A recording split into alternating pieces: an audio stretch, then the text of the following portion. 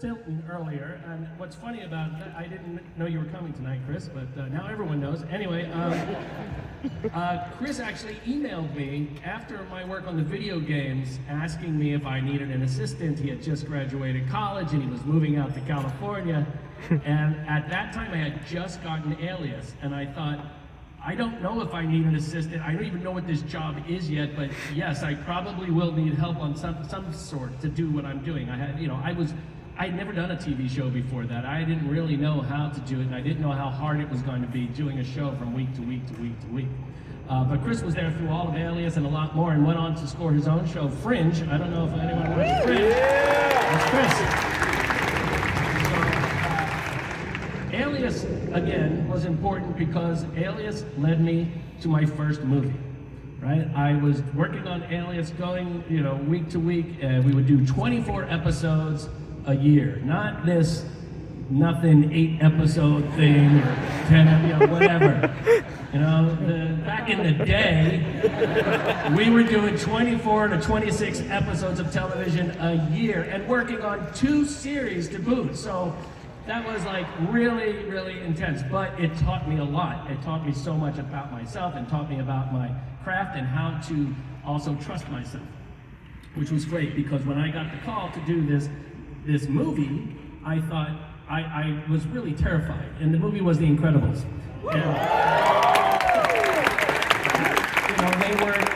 It's a pretty funny story actually. It was supposed to be John Barry on the movie originally. John Barry's famous, and we love John Barry. Did all those James Bond movies and all of that stuff. But it didn't work out with John for whatever reason, and money was spent, and it didn't go through. It's a long story. We don't have time for it, but I was cheap. I was there, so I got dragged in to do this. I met with Brad Bird. We had a great conversation. As soon as I met him, I knew we were going to be lifelong friends.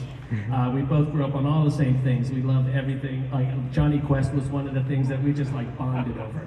And what Brad wanted was his version of sort of a James Bond score for The Incredibles. And he had heard a bunch of music from Alias, and some of that really kind of dipped its toe into that world, and he really liked that. So he thought, okay, I'm going to give this kid a chance. And he said to me, listen, I remember this on the day he hired me, listen, this is going to be the hardest job you've ever had in your life.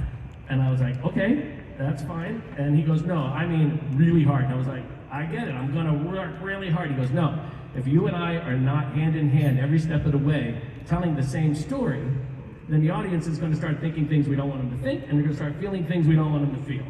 And I learned a very valuable lesson on that movie, which was storytelling. Everything is about storytelling. Brad was right. If he and I were not gonna be on the same page, both emotionally and tonally throughout this whole movie, then the audience is gonna get lost. Right? So it was a great lesson in storytelling from one of the great storytellers of our time, Brad Bird, who also did Iron Giant, which is one of the best. Woo! And we'll get on to some other Brad Bird stuff later. But during The Incredibles, while I was writing that, JJ then got a new series called Lost.